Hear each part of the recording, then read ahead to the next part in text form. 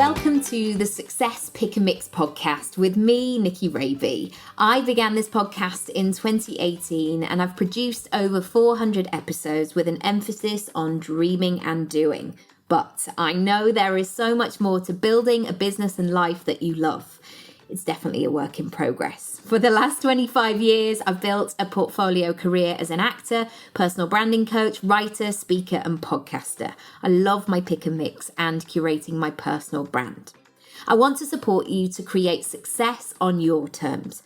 I've helped over 1,000 people to build a personal brand, and yes, I will be sharing with you business strategies around planning, packaging, presenting, and propelling your personal brand.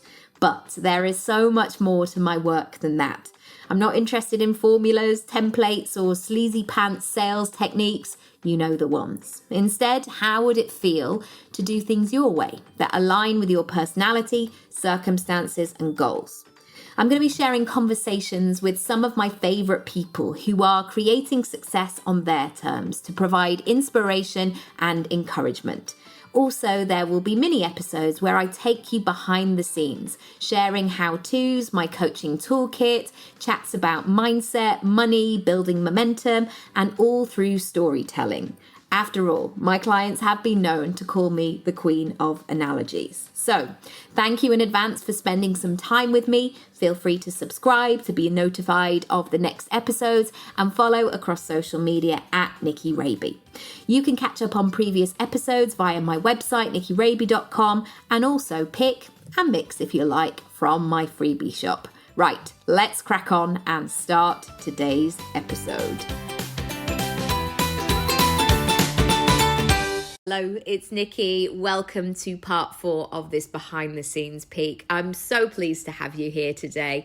Thank you so much for stopping by. I hope you're having a good Friday, and I'm really enjoying this September sunshine. It's really giving me lots of life, and yeah, just the kind of the crispy leaves on the floor. Oh, it's lovely here in the UK at the moment.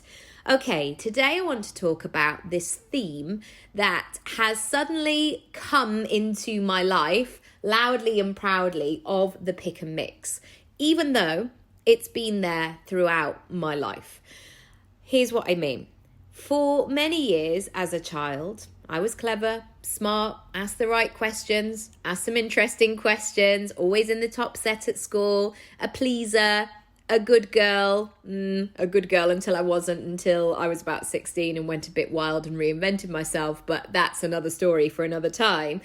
I was never, even though I was kind of easy in terms of I was loyal or I stuck to my words or I had those kind of good values, I was always slightly seen by teachers, and would be told this as well, as a bit of an enigma, like almost this sense of like, ooh, we're not quite sure what to do with this one.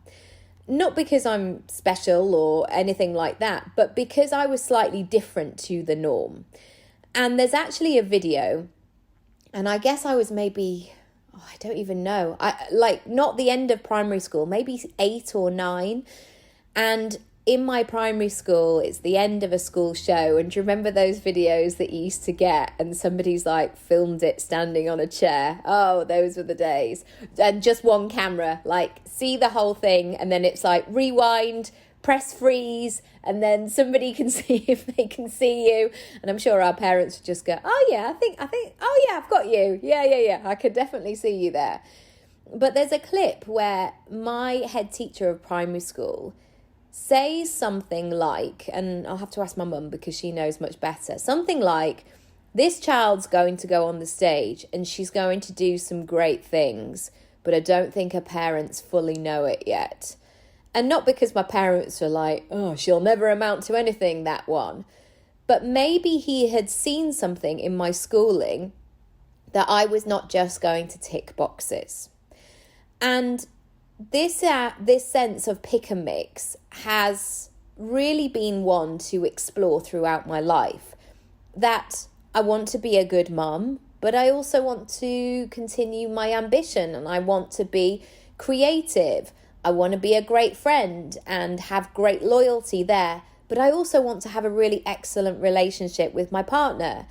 So this sense of being lots of different things and really understanding this pick and mix of what's going on has run through my life. I've also seen it in terms of my business. As I've grown, as I've been building my personal brand, I guess you can call it, for the last 25 years, I've really seen those key ingredients that have made me me and have made others them. So I remember going to drama school, and I started about 21 years ago. And my accent was probably not, I feel like my accent is still quite strong, but it was probably stronger there because, there was a lot of alcohol probably consumed as well, so it would come out. And I would notice those teachers or those practitioners or experts that they would come in, and they almost wanted, some of them, not all of them, wanted to kind of dull us all out a little bit. So take any unusual things about us and kind of blend us so we were much more palatable. And I understood that from a perspective of making sure that you were as versatile as possible and that you wouldn't just be typecast or anything like that. But to try and eradicate what is actually you is quite a dangerous territory to be, because what you end up doing then is being a slightly less version and a trickier version of who you're actually supposed to be. So when I'm talking about this pick and mix, I've really noticed that in terms of my development and in terms of, and I say this on my website all the time, of really building that personal brand that includes your skills, talents, expertise, your circumstances, your personality, your background, your point of view, and bringing that whole self version to your personal brand. And I also realize, even though I know everybody says it, niche down, just work with Sandra, who's between 36 and 45. I know that that is not the case for me. And actually, for the most part, I am solving a similar problem, I guess, around personal brand. But I never want to have that formulaic business where I just show up and I don't want a point and press business, basically, where I just do the same thing day in, day out. And that's going to obviously have, I guess, more complications, really. If there's a dentist who just does fillings and they just fill up their diary with fillings appointments all day, and they know that they are the fillings expert, great. That's brilliant. But also, I know that there are so many parts of me that I want to bring to the table. And every time I work with somebody one-on-one, and quite often I do these long strategy days in London, I actually love it beforehand, where I get to prep for this person, where I get to read through what they want to do, and I get to get excited about their business and look at all the different things, the different strands, what I know, and bring all of those to the table. And what ends up happening at the end of that day, once we've worked together as well, and they obviously bring everything that they bring and what they know about their business, because again, I'm not the expert on somebody's business. It's very much a collaborative process, but it's about working it through together. But what that really fires me up, because even though I guess I'm in the coaching industry, the well-being industry, the person that I am behind the scenes is very curious. And I am always looking for inspiration through, you've probably seen my Instagram stories, like, whoa, what's she into now? What's happening? But I am out and about a lot, especially with my young kids as well, of what is being spoken about in terms of the food industry at the moment. How are people communicating? Why is that shop really working well on my high street? How do builders communicate? I'm looking at a builder out my window who's standing on a roof. That's why he kind of came to my mind. What do people say about spirituality at the moment? How are schools communicating? What's on the curriculum? I'm always asking those questions. So to talk about this success pick and mix gives me this flexibility to add in a few curveball. I mean, all balls are curved, but that sense of bringing in a few other things to shake things up. Because what I don't want to do is build something that is predictable, that feels really stale. Because I know when I feel stuck, and again, listening to, why people might listen to the podcast, when I feel stuck, when I feel all out of ideas, when I feel exhausted, when I'm full of self-doubt, when you get yourself into that funk, I always have that voice in me who goes, time to shake it up, time to make some changes, check in on your surroundings. There's only so long, I guess, and I stay in that moment way too long sometimes, but I've learned to shorten that process of going, okay, what are you going to do with this information? What's going to happen and what's going to go? So even though you might come back to this podcast again and again and go, oh, I think Nikki might have something on X, Y, and Z, I also want to add in a few surprise elements to the table. Also, as you'll hear from the guests over the coming week, I know the interviews are coming back. I want you to be surprised and be introduced to people who you haven't maybe considered. And there'll be some people on your, in this mix where you're like, I didn't even know Nikki knew her. Like, how did that happen? And this was a very important moment for me, I guess, in the beginning, where I could have just followed the influencer and just, gone for the big hitters, as it were. So I could have gone for the Zoellas, or I don't even know if they'd be interested in coming on my podcast. But do you know what I mean? Like, sometimes you can feel a bit saturated in your industry, or you see the same faces.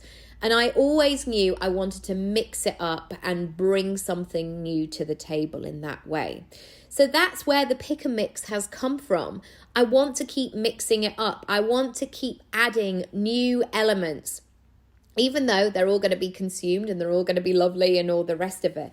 But I know that storytelling underlies everything in my business, and I want to keep things fresh. So how can you do that today? What has come up for you? What is already in your pick and mix bag? And what do you need to add?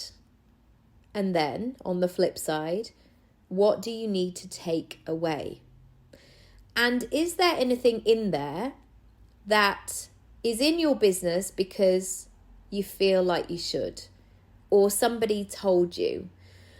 I'm always wary when people say, like, these are the trends on Instagram, and these, if you're not doing X, Y, and Z, you are not going to have a business. No, I see loads of people doing different things. I see loads of people experimenting. And actually, sometimes if you can have the bravery to go first, that's an exciting place to be. If you can lead from that place of intuition, that place of instinct, of going, I know everybody around me is not quite sure about this, or I'm looking around and nobody's really doing this. I feel like this is my next step. Brilliant. Do that. Also, if you want to come and play next Thursday, Jam and Plan Live, one of my favorite days in the calendar, I'm going to be with you all day. It's 4 sessions. So this, I guess, think of it as your CEO day. Your day where you can focus on your business. There will be a group, but you don't have to share your medical history or life plan or anything like that. But knowing that you're in that space of knowing that there are people around you who have turned off the news, who are not doing all of the things, they're in that space of possibility, is a really powerful thing. You get the 4 sessions with me teaching you live, holding that space, that framework. Then you get a week of email support with me. This is absolutely crucial, because how many of us have created all of those notes when we've been to a conference or a webinar or a workshop and gone, yes, that's really interesting. I've now written down some notes that I can't really understand my own writing. The next day, when you might have that moment of like, I know I said that yesterday, but I don't know how I would start. And then you get stuck in that funk. I'm going to be there to support you as much as you need for the following week. And we can voice note, we can message every single day if you want. Then as a final addition, I'm also going to be adding in some catch-up sessions. So what might happen, and this has happened before, people have a really great day and then they have the week of email support afterwards.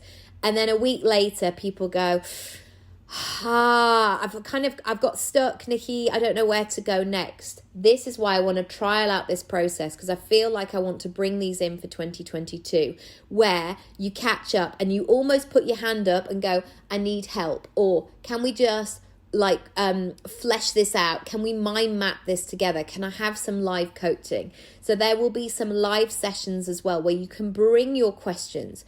Or that very powerful thing sometimes where you just need to say it out loud. And even if you need to kind of look away and go, I've kind of got this idea, I don't want to say it out loud. There's a real power in saying it, because the amount of times where I've said these things, and obviously it's about saying people in a trusted space where you're not going to be judged and all of that, somebody might reply and go, I know the very person who could help you with that. It's such a great game changer for building that momentum and moving forward. I actually said this on my Instagram stories the other day. I know we're seeing Christmas adverts at the moment. I know they're everywhere. People are talking about it. Oh my goodness, it's coming. Christmas. Are you ready? No, I'm not ready, because it's September and I'm not even thinking about Christmas. Also, I have a November birthday, so I'm not thinking about Christmas anyway. But isn't it interesting how society, especially as women as well, they want to move us into going, oh no, just get excited about laying tables and doing all of that stuff. You have time. We have months before Christmas. So if you want that focus time, if you want to give yourself that gift of going, right, I'm just going to do it. Right, I do need help actually. And maybe if you've looked at those big coaching courses, or you've investigated working one-to-one with somebody and the numbers have frankly just terrified you, this is for you. This is a great entrance point. And actually, even though there's no kind of additional selling in this, so many people from that first Jam and Plan that I did went on and worked with me on a 3 months or a 6 months basis. So this is a really lovely introduction if you've never worked with a coach before, or you've never kind of dabbled in this area. Right, I'm going to leave it there. What am I going to do? I'm going to sell cakes on the cake stall today. This is the multitasking life, but do you know what? I'm really enjoying getting to know kind of other adults. That's been really nice since kind of all lockdown has been lifted. So whatever you're doing today, I'm thinking about you. I'm cheering you on as always. If you have any questions, if you have anything that you would like me to cover on the podcast, please let me know. My inbox is open, which is hello@nikkiravy.com. Sorry for that. That's very immature. Okay, I'm going. Bye. Love you. Bye.